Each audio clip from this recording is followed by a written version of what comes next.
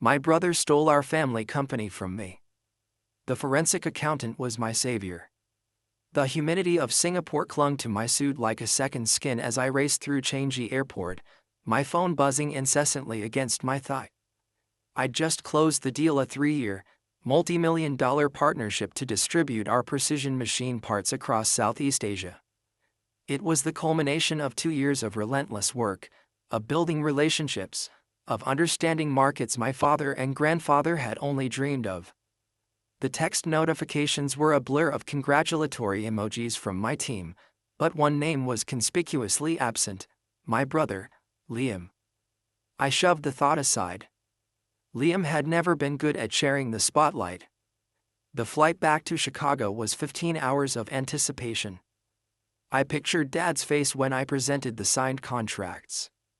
Maybe now he'd finally see that my vision expanding globally, not just squeezing the domestic market dry, was the future of Sterling manufacturing. Sterling. The name was etched in worn brick on the factory our grandfather, Samuel Sterling, had built with his hands after the war. It wasn't just a company, it was our family's spine, its legacy, its identity. Jacob Sterling, the younger son by 18 months, had always felt its weight as a sacred trust. Liam, the charismatic firstborn, saw it as a throne. I landed at O'Hare, exhausted but exhilarated. My assistant, Maria, wasn't waiting at arrivals as planned. Odd. I called her. It went straight to voicemail. A prickle of unease, dulled by jet lag, started at the base of my neck. I took a cab directly to the Sterling complex on the city's industrial west side. The first sign was the gate.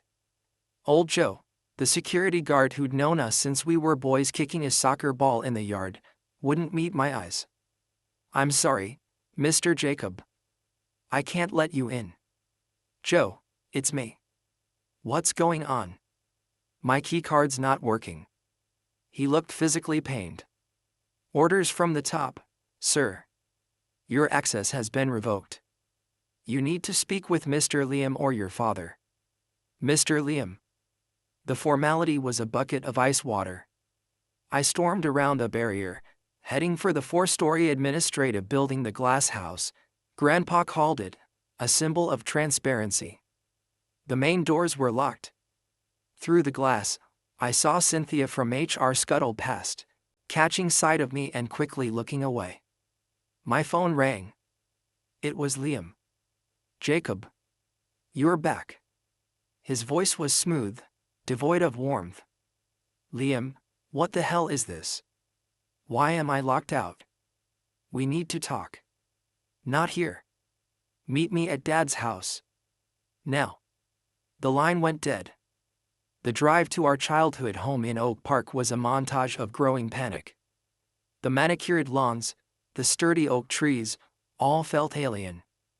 Dad's old Cadillac was in the driveway. Liam's Porsche was right behind it. I found them in Dad's study, the room that smelled of leather, pipe tobacco, though Dad hadn't smoked in years, and old money. Dad was behind the massive oak desk, looking smaller and older than he had just a month ago. His face was ashen, his hands trembling slightly on the armrests. Liam stood beside him, a hand resting proprietorially on Dad's shoulder. He wore a perfectly tailored suit, a look of somber authority on his face. "Jacob," Dad began, his voice thin. "Sit down." "I'd rather stand." "What's going on?" Liam answered. "The board met in emergency session yesterday. Given the instability in your division, the mounting losses from your overseas adventures, and concerns about your management style, a vote was taken. Your role as head of international operations has been terminated. Your shares have been repurchased by the company, as per the shareholder agreement for cause." Each word was a precise, surgical cut. "Losses. Adventures. What are you talking about?" "I just landed the biggest deal in Sterling's history. The Singapore deal alone will net us." "The Singapore deal is a fantasy, Jacob," Liam interrupted, not unkindly, The way you'd correct a child. The due diligence came back. The partner firm is deeply leveraged. It's a house of cards. You would have committed us to a ruinous contract. The board saw the data. They agreed with me that your judgment is compromised. I looked at my father. Dad, you know me. You know I'd never risk the company. Look at the reports. The forecasts Dad wouldn't meet my gaze. He stared at a model of the first Sterling lathe on his desk. Liam showed me the numbers, Jake. The cost overruns in the Frankfurt office. The high turnover on your team. The arrogance. People said you weren't listening. That you were burning through cash for prestige projects. He finally looked up, his eyes wet and confused. I'm getting old, son. The board needed certainty. Liam provides that. The betrayal was a two-pronged spear, plunged deep by the two men I'd spent my life trying to impress. Liam had been poisoning the well for months, maybe years, twisting my ambition into recklessness, my successes into lucky breaks, my vision into ego. What about my shears? My inheritance? The words felt dirty, but I had to know the depth of the cut. Liam produced a document. The buyout is fair market value for your minority stake. As for the family trust, Dad and I have restructured it. Given the circumstances, the assets are to be managed by me, as the sole active family member in the business, to ensure their preservation. Sole active family member. I had been erased. You stole it, I whispered, the heat of rage finally breaking through the shock. You manipulated a sick old man and you stole my birthright. Dad flinched. Jacob. That's enough. Liam's mask slipped for a second, revealing a flash of cold triumph. It's not stealing. It's saving Sterling from you. Clean out your desk, security will escort you and sign the papers. Don't make this ugly. The walk out of my father's house, past the silent, accusing photos of our family, was the longest of my life. I was in exile in my own hometown. The following weeks were a dark descent. I rented a sparse apartment with the fair market value from my shares, which was a fraction of their true worth. Lawyers confirmed the grim reality. The shareholder agreement was ironclad. The board's decision, however based on lies, was legal. Liam had covered his tracks with fabricated reports, skewed data, and the whispers of sycophants he'd placed around my father. My reputation was in tatters. The industry saw me as the Sterling heir who'd flown too close to the sun and crashed. Friends were sympathetic but distant, crossing Liam Sterling, now the undisputed king of a thriving company, was bad for business. Despair was a luxury I couldn't afford. Rage was a fuel, but it burned dirty and fast. What I needed was a weapon. A scalpel, not a sledgehammer. That's when I remembered a name, mentioned once in passing by a grim-faced CFO we'd fired for incompetence years ago. That guy is so thorough, he'd give you a forensic audit of your morning coffee. Ruthless. Elias Vance. Elias Vance of Vance and Associates, forensic accountants. Their tagline was, "We find a truth in the numbers." I found their office in a no-nonsense building in the Loop. Vance himself was not what I expected. In his late 50s, with the build of a retired professor and the calm, discerning eyes of a hunter. His office was devoid of flashy awards, just shelves of accounting manuals, legal texts, and a single, stark photograph of a complex maze. "Mr. Sterling," he said, gesturing to a chair. His voice was soft, measured. "I've been following your situation. My condolences on your father's declining health." He'd done his homework. It's not just his health. It's my brother. He's taken everything. I believe he didn't do it legally. I believe he's been cooking the books to make me look bad and to hide something. Vance steepled his fingers. Belief is not evidence. A forensic audit of a privately held, family-run firm like Sterling is complex, expensive, and invasive. It requires access we do not have. If your brother is as clever as you imply, he will have sealed the cracks. Why come to me? Because the CFO you scared years ago said you were ruthless. And because I don't want revenge. I want the truth. And I'll pay you everything I have left to find it. I slid a folder across the desk. This is what I could gather: the public filings, the board minutes I had copies of, the real performance data from my division before Liam's adjustments. The Singapore partner is solid. Here's the independent audit they conducted. It's a start. Vance spent 20 silent minutes poring over the documents. He looked up. The discrepancies in the reporting metrics are suggestive. The narrative of your failure is a bit too perfectly constructed. It has the feel of a story, not a spreadsheet. He closed the folder. I'll take your case. My retainer will be significant. And we will need an inside source. The inside source came from an unexpected place: Maria, my former assistant. She called me, her voice trembling. Mr. Jacob, I'm so sorry I disappeared. Liam. Mr. Liam, he made me sign an NDA and moved me to accounts payable. He said if I talked to you, he'd sue me and blacklist me. But what he did to you, it's not right. She was a mouse finding her courage. I can get you things. Old backups. Vendor lists. Things that might not match up. With Maria as our ghost in the machine and my remaining funds fueling him, Elias Vance became a force of nature. He operated in the shadows, a digital detective. He analyzed every transaction, every vendor relationship, every expense report from the last 7 years, the period since Liam had taken over as COO. He cross-referenced corporate credit cards with personal expenditures, tracked wire transfers to shell companies I'd never heard of, and mapped a hidden network of consulting fees and premium supplier costs. The picture that emerged was not just of corporate sabotage against me. It was far darker. Your brother has a gambling problem, Mr. Sterling, Vance said during one of our late-night meetings in his office, the city lights twinkling outside. A severe one. It's not casinos. It's high-stakes poker, private sports betting rings, and, most damaging, futures trading on margin. He's been using company funds as his personal bank to cover losses. He pulled up charts on his monitor. See this? Midwest Tool and Die, a vendor, paid $200,000 annually for specialized maintenance. It's a shell. The bank account traces back to a bookie in Vegas. This one, Strategic Logistics Consulting? $500,000 over 2 years.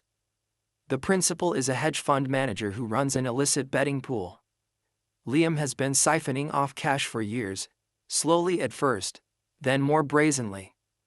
To cover the hole and show artificial profit to the board, he cut R&D, skimped on quality control, and, he turned his gaze to me, he needed a scapegoat for the resulting financial strain. You, expanding overseas with what he labeled wasteful spending, were perfect. The pieces slammed together. His constant business trips to Vegas and Miami. The new Porsche every year, the lake house, the extravagant parties. It wasn't just success. It was a front, funded by our grandfather's legacy. He was hollowing out Sterling to feed his addiction. But to remove you, he needed the board, Vance continued. So he artificially inflated the costs of your division, double charging overhead, attributing his own embezzled sums to your projects, and presented it as your mismanagement. He preyed on your father's fading memory and fear for the company. It was a masterclass in financial fraud and emotional manipulation. I felt sick. The company wasn't just stolen, it was being eaten alive from the inside by a parasite. Do we have enough? For the police? For the board? Vance allowed himself a thin, cold smile. We have a roadmap. But we need the key to the vault. We need bank statements, the internal ledgers Maria can't access. We need to catch him in the act of transferring funds. The opportunity came from Liam's own arrogance. Desperate to plug a new, massive loss from a failed sports bet, he got sloppy. He authorized an unusually large wire transfer from a sterling capital reserve fund to a new shell company called Pinnacle Holdings. Vance's algorithms flagged it instantly. The timing coincided with a known payment demand from one of his bookies, whose communications we'd partially traced. We had him. Not just for theft, but for the full, tragic narrative. Vance compiled the evidence into a damning, irrefutable dossier. He also prepared a separate, streamlined version for the board of directors, most of whom were honorable men who had known our grandfather, who had been deceived as thoroughly as my father. We didn't go to the police first. We went to the board. I requested an emergency meeting, citing new evidence pertaining to corporate governance and financial misconduct. Liam, believing himself unassailable, approved it, likely thinking it was a pathetic last grasp from his disgraced brother. The boardroom of Sterling Manufacturing felt like a foreign chamber. The long mahogany table, the portrait of my grandfather sternly overlooking it, the smell of coffee and anxiety. Liam sat at the head, in our father's old chair. He gave me a look of patronizing pity. "Jacob, I admire your persistence, but this is embarrassing. Let's not waste the board's time." I didn't sit.